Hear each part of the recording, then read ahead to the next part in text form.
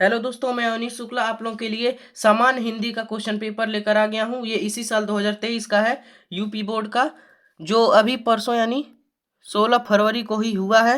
आज देखते हैं हम क्वेश्चन पेपर में। ये दोस्तों मेरा ही पेपर है, परसों हुआ है। ये 302 ZI कोड का है, इसी साल का है। आगे देखते हैं, दो निर्देश है, पढ़ लेंगे आप। सीधे क्वेश्चन हल करते हैं।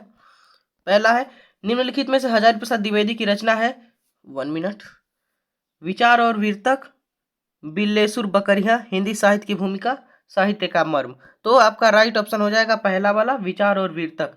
निम्नलिखित में से रामचंद्र शुक्ल द्वारा लिखा गया निबंध है, तुम चंदन हम पानी नहीं है, राष्ट्र का स्वरूप, ये वासुदेव सनाड अग्रवाल जी का है। अशोक के फूल हजारी प्रसाद द्विवेदी का है। कविता क्या है, ये हो जाएगा रामचंद्र शुक्ल का। आगे देखते हैं, अजात शत्रु। अजात शत्रु रचना की विधा, संस्मरण, आत्मकथा, जीवनी, नाटक। राइट ऑप्शन है नाटक। घ है अज्ञेय की रचना है, मेरे विचार, पृथ्वीपुत्र, विचार प्रवाह, शेखर एक जीवनी। राइट ऑप्शन शेखर एक जीवनी है।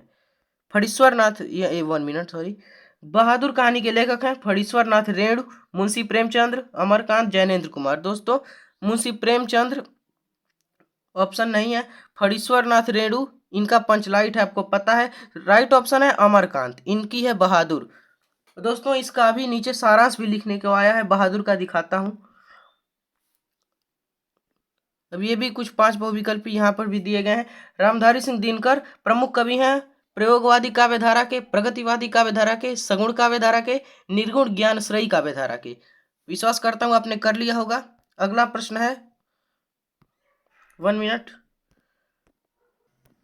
दोस्तों नेक्स्ट क्वेश्चन पर हम बढ़ते हैं। यहाँ पर बिहारी की रचनाओं का छंद है, ख नंबर, सवैया, चौपाई, कुंडलिया, दोहा। दोस्तों ये इसमें जो राइट ऑप्शन आपका हो जाएगा दोहा, ये तीसरा वाला। ओके, आगे देखते हैं। आंसू रचना है सूर्यकांत त्रिपाठी निराला की, दिनकर की, महादेवी वर्मा, प्रसाद की। तो जो आपका राइट ऑप्शन हो जाएगा जयशंकर प्रसाद। अगला है, छायावाद स्थूल के प्रति सूक्ष्म का विद्रोह है, कथन किनका है? हजारी प्रसाद द्विवेदी, गुलाब राय, डॉक्टर धीरेन्द्र वर्मा, डॉक्टर नगेंद्र का। तो आपका राइट ऑप्शन चौथा वाला हो जाएगा यहाँ पर। 1 मिनट दोस्तों, 1 मिनट। हाँ, तो यहाँ पे चौथा वाला ऑप्शन सही है, डॉक्टर नगेंद्र का। अगला है पांचवा, दूसरा सप्तक का प्रकाशन कब हुआ? 1940 में, 1943 में, 1951 में, 1960 में। तो आपको पता है जो दूसरा सप्तक था उसका संपादन 1949 में अगेन किया था, और प्रकाशन उसका 1951 में भारतीय ज्ञानपीठ द्वारा हुआ था। तो ये तीसरा वाला ऑप्शन सही हो जाएगा। प्रश्न संख्या 3, दिए गए गद्यांश पर आधारित निम्नलिखित प्रश्नों के उत्तर देना है। गद्यांश आप ठीक से पढ़ेंगे। नीचे प्रश्न देखते हैं। पहला है, उपयुक्त गद्यांश के पाठ और लेखक का नाम। दोस्तों आप जैसे ही गद्यांश पढ़ते हैं आपको तुरंत मन में आ जाता है कि किस पाठ से लिया गया है। ये आप वाक्य देखें, किसी जन को पीछे छोड़कर राष्ट्र आगे नहीं बढ़ सकता। ये है वासुदेव सनाड अग्रवाल, राष्ट्र का स्वरूप, वासुदेव सनाड अग्रवाल जी का है, ये वाला ऑप्शन है। अब रेखांकित अंश की व्याख्या करना है। ये जो 2-3 लाइन अंडरलाइन किया है उसका व्याख्या करना है। समान अधिकार का भागी कौन है? पृथ्वी पर किसका विस्तार अनंत है? अनंत और जनपद शब्द का अर्थ है। दोस्तों ये सबका आंसर आपको इसी गद्यांश में से ही मिलेगा, अथवा करके इसका भी ये भी कर सकते थे। दिए गए पद्यांश पर आधारित निम्नलिखित प्रश्नों के उत्तर देना है। यहाँ पर देखते हैं क्या दिया है। ये निज जन्म जन्म में सुने जीव यह मेरा, धिक्कार उसे था महास्वार्थ ने घेरा, 100 बार धन्य वह एक लाल की माई, जिस जननी ने है जना भरत सा भाई, पागल सी प्रभु के साथ सभा चिल्लाई, 100 बार धन्य वह एक लाल की माई। तो दोस्तों ये इसका उपयुक्त पदार्थ का शीर्षक और कवि का नाम। दोस्तों आपको पता चल गया, शीर्षक इसका है कैकेयी का अनुताप, आपने पढ़ रखा है। और ये दोस्तों मैथिली शरण गुप्त, उनकी रचना है कैकेयी का अनुताप। ये पांचों प्रश्न आप उसी में से मिल जाएगा। अथवा करके ये भी दिया है, इसको भी कर सकते हैं आप। अब देखते हैं प्रश्न नंबर 5। यहाँ पर दिया है, निम्नलिखित में से किसी एक लेखक का साहित्यिक परिचय देते हुए उनकी प्रमुख रचनाओं का उल्लेख 80 शब्द में करना है। वसुदेव शरण अग्रवाल, या प्रोफेसर जी सुंदर रेड्डी, या हजारी प्रसाद। दोस्तों ये हजारी प्रसाद और वासुदेव शरण अग्रवाल जी का अधिकतर पूछा जाता है। मैंने वासुदेव शरण अग्रवाल का किया था। आप बताएं कमेंट में आपने कौन सा किया है। आगे ख नंबर है, इसमें से दोस्तों कवि का साहित्यिक परिचय देते हुए उनकी प्रमुख कृतियों का उल्लेख करना था। यहाँ पर महादेवी वर्मा, रामधारी सिंह दिनकर, सुमित्रा नंदन पर। दोस्तों मैंने महादेवी वर्मा का इसमें किया है। अब देखिए जो मैं बता रहा था, पंचलाइट अथवा बहादुर कहानी का सारांश अपने शब्दों में लिखना है, शब्द सीमा 80 शब्द। दोस्तों इसमें मैंने पंचलाइट किया है, आप मुझे कमेंट में बताएं आपने कौन सा किया है। अथवा अथवा ये भी कर सकते थे, ध्रुव यात्रा अथवा बहादुर कहानी का उद्देश्य पर प्रकाश डालना है, इन दोनों में से कोई कर सकते थे। स्वपठित खंड काव्य के आधार पर किसी एक खंड के एक प्रश्न का उत्तर देना है। दोस्तों ये खंड काव्य हर एक जनपद के लिए अलग अलग निर्धारित होता है। हमारे गोरखपुर के लिए यहाँ पर त्यागपथी खंड काव्य जो है वो निर्धारित किया गया था। ये 5वां वाला, इस पर मैंने राजश्री का चरित्र चित्रण कर दिया है।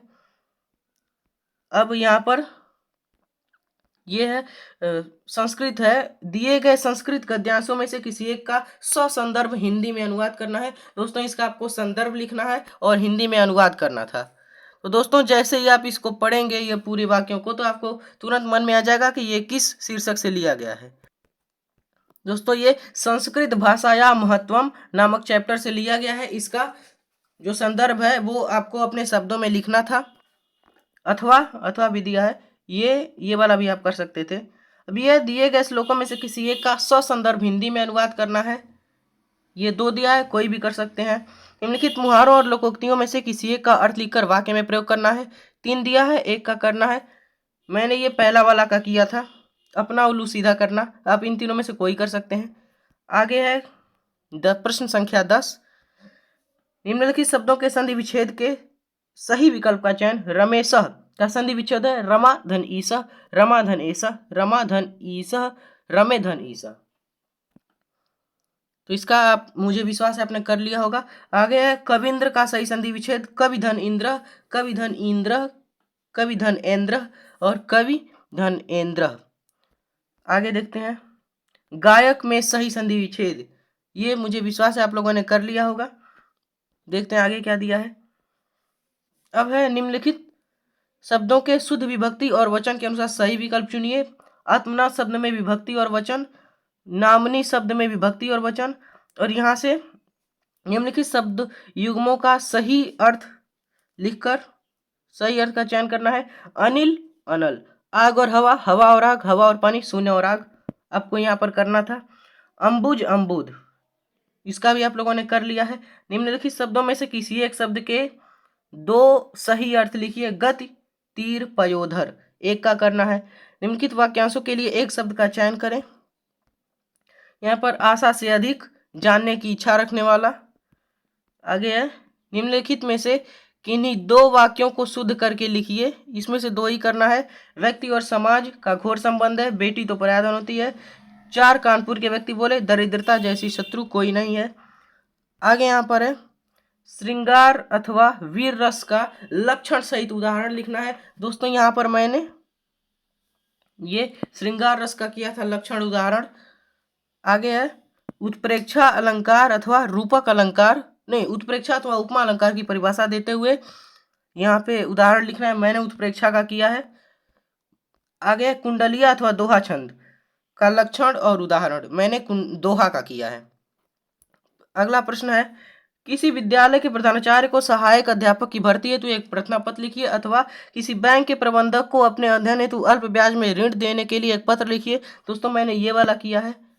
अब अंतिम प्रश्न है यहाँ पर, निम्नलिखित विषयों में से किसी एक पर अपनी भाषा शैली में निबंध लिखना है। आजादी का अमृत महोत्सव, नई शिक्षा नीति 2020, गुण दोष, पर्यावरण संरक्षण, आवश्यकता और महत्व, मेरा प्रिय लेखक, वर्तमान समाज में नारी की स्थिति। दोस्तों मैंने इस पर किया है, मेरा प्रिय लेखक वासुदेव शरण अग्रवाल जी के बारे में लिख दिया है मैंने। वैसे मैंने तैयार किया था मेरा प्रिय कवि पर तुलसीदास के लिए, लेकिन वो आया नहीं। तो दोस्तों ये था आपका पूरा पेपर।